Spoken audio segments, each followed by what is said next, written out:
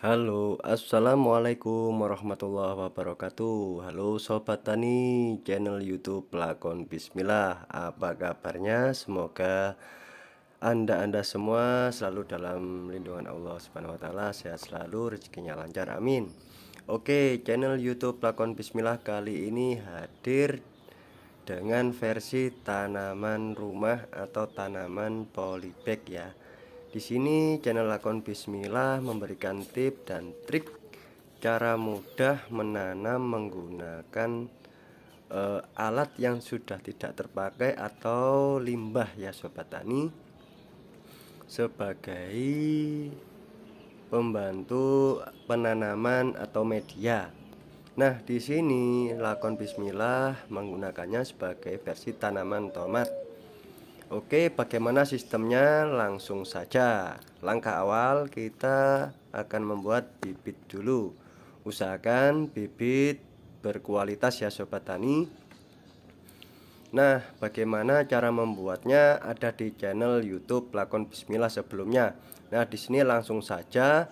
Jadi setelah nanti bibit ini sudah kelihatan kekar, umur kira-kira 9-10 HST, kita kepal seperti ini ya sobat tani, atau bisa menggunakan limbah bekas rokok yang kita hisap. Nah, itu kan kita buang.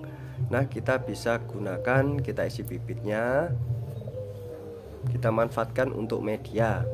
Nah, bagaimana saat pindah tanamnya? Jika nanti sudah keluar akar putih seperti ini, itu bisa dipindah tanamkan. Oke, saya tutorialkan sedikit ya sobat tani cara pengepalannya.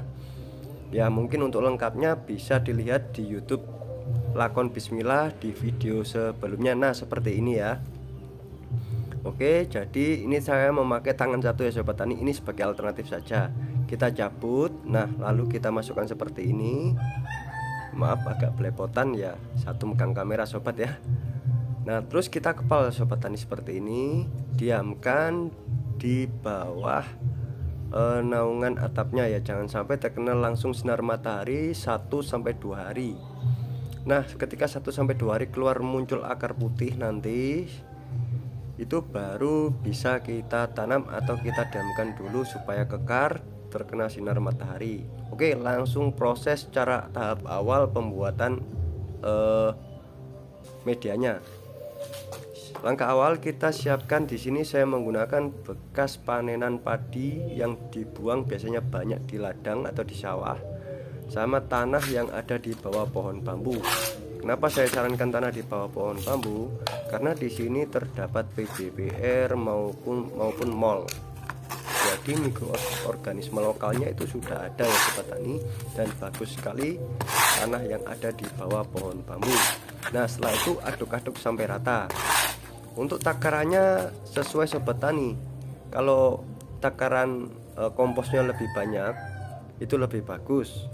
Kalau nggak ada ya 50-50. Untuk versi pencampurannya, gunanya hanya untuk mengontrol udara yang ada di dalam tanah nanti biar tidak terlalu padat. Bisa juga perbandingannya seperti ini, kita cari sekam padi sama kompos kita beli bisa di pertanian atau di toko-toko. Nah, tetap kita menggunakan limbah padi sebagian, dan kompos ini terbuat dari selepan kotoran kambing yang sudah dihaluskan. Nah, tahap selanjutnya langsung kita campur atau kita aduk sampai benar-benar merata ya sobat tani, supaya tanaman nanti bisa mengoptimalkan cara penyerapan nutrisinya atau hidup di media yang kita berikan ini. Oke, nah sambil diamati dan diingat-ingat, khususnya buat ibu-ibu, kalau untuk khususnya para petani mungkin ini seperti biasa, namun ini bisa buat pembelajaran kita untuk tahap-tahap sebelum kita menanam di skala luas. Jadi kita akan tahu penyakitnya dan kendalanya terlebih dahulu. Oke, tahap selanjutnya yaitu langsung pemindahan seperti ini ya sobat tani.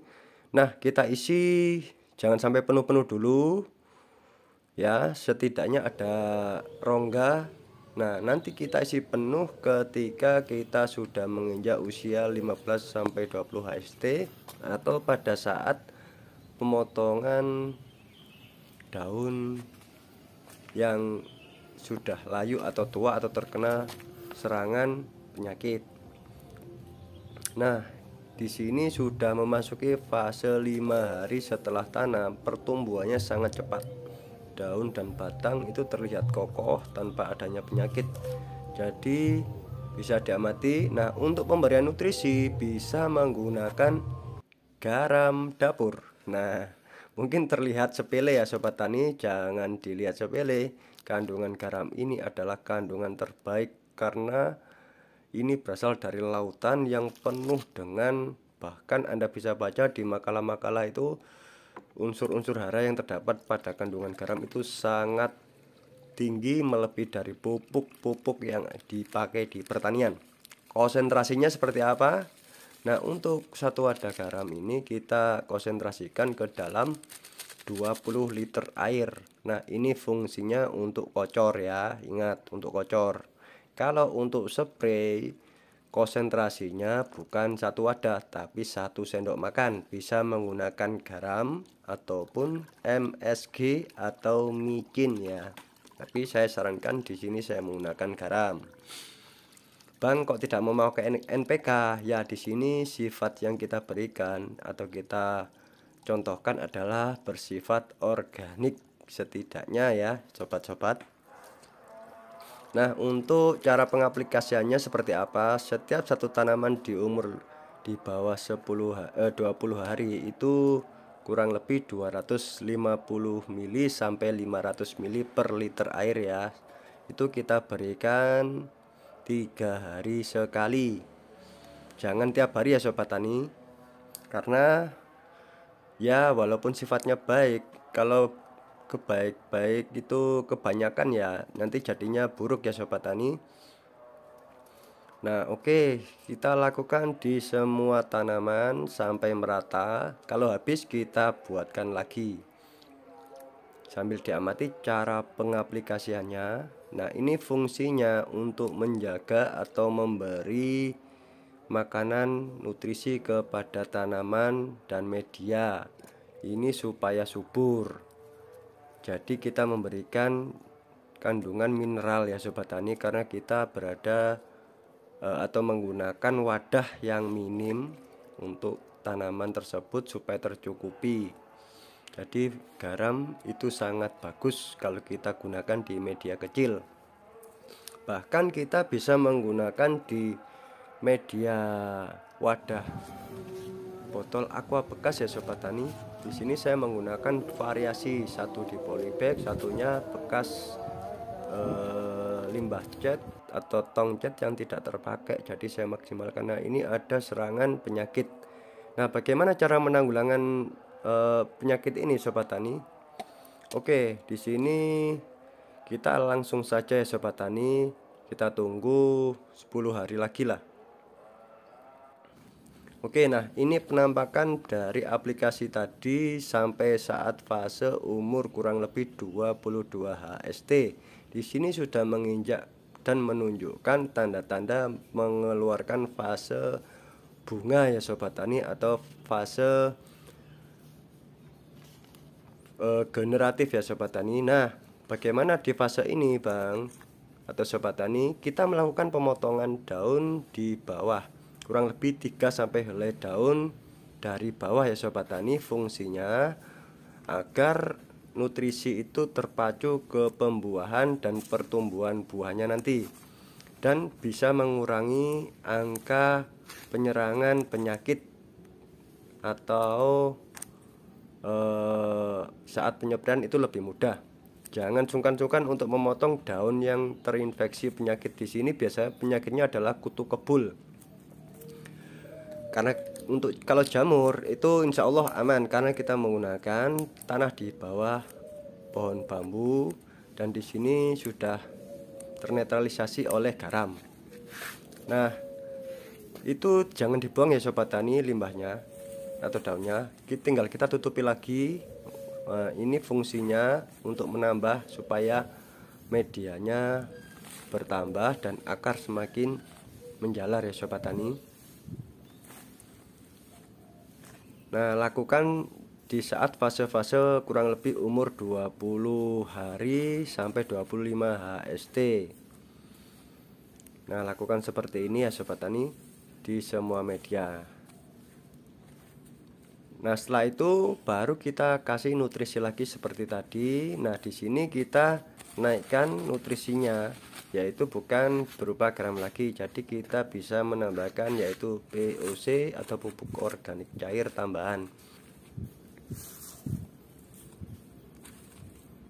Nah, setelah kita tutupi rapi seperti ini, kita bisa siram menggunakan larutan garam.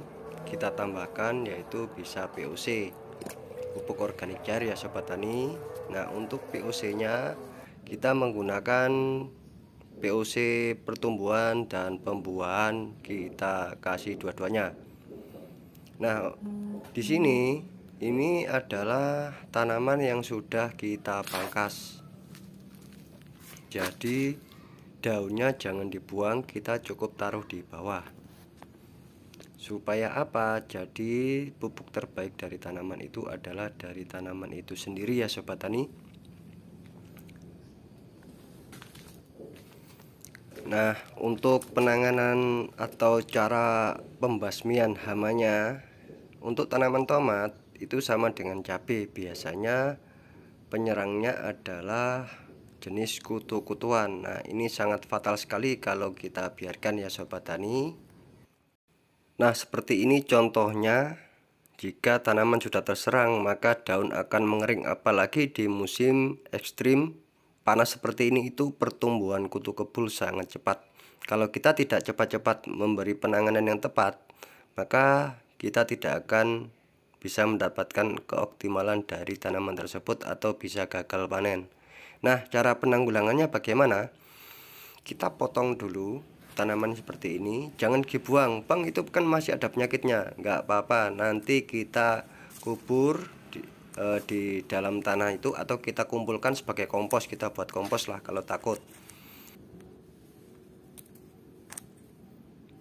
Nah, setelah nantinya kita pangkas, nah kita amati lagi tanaman yang terserang lebih parah, kita karantina ya, atau kita pisahkan dari tanaman yang sehat.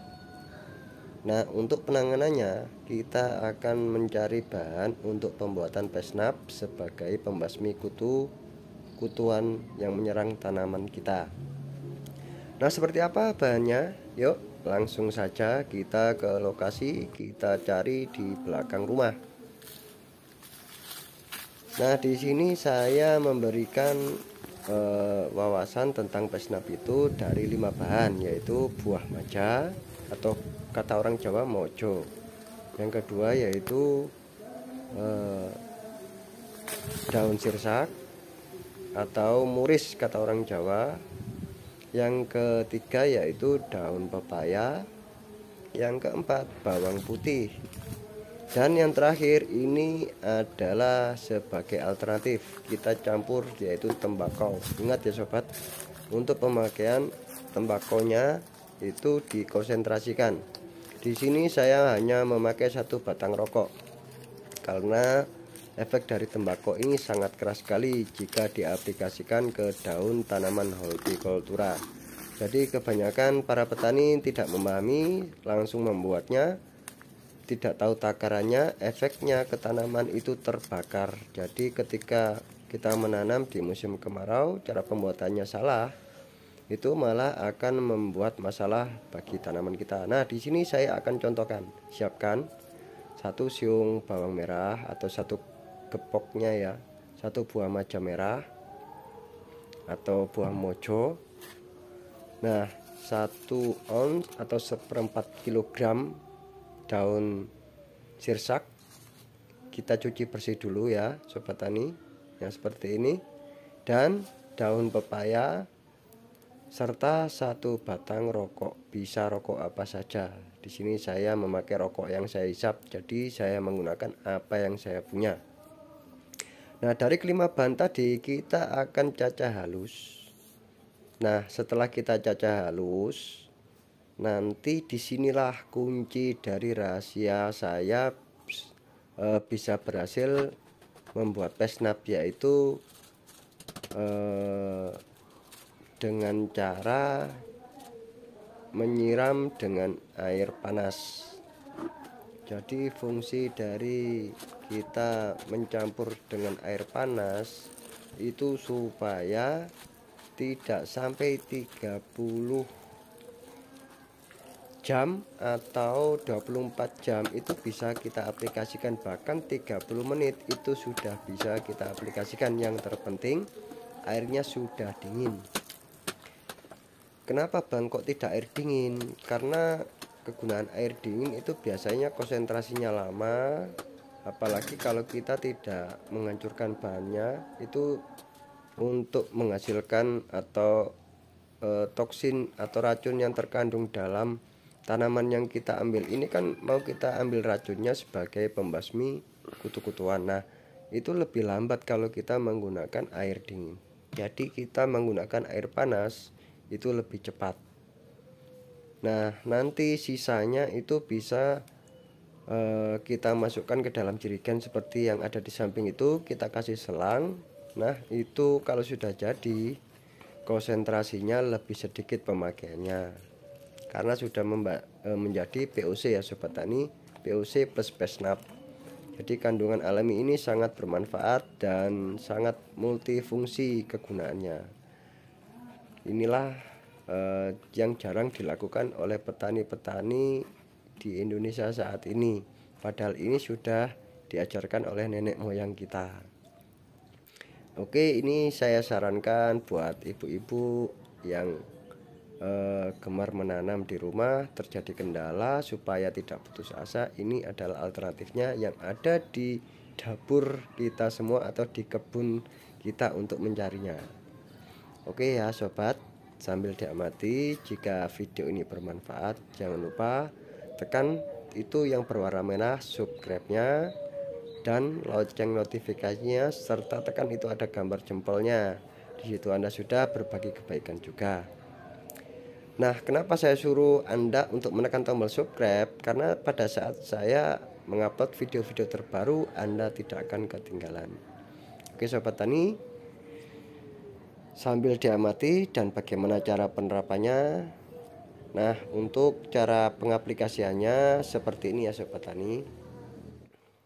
Nah, setelah jadi larutan tadi, itu pemakaiannya Sobat Tani kalau sebelum 24 jam itu pemakaiannya yaitu kurang lebih 250 cc atau satu botol aqua gelas. Nah, seperti ini bisa dua. Ini kalau masih baru itu segitu ya Sobat Tani untuk tanaman di atas 20 HST. Kalau di bawah 20 HST itu cukup kurang lebih 100 mili.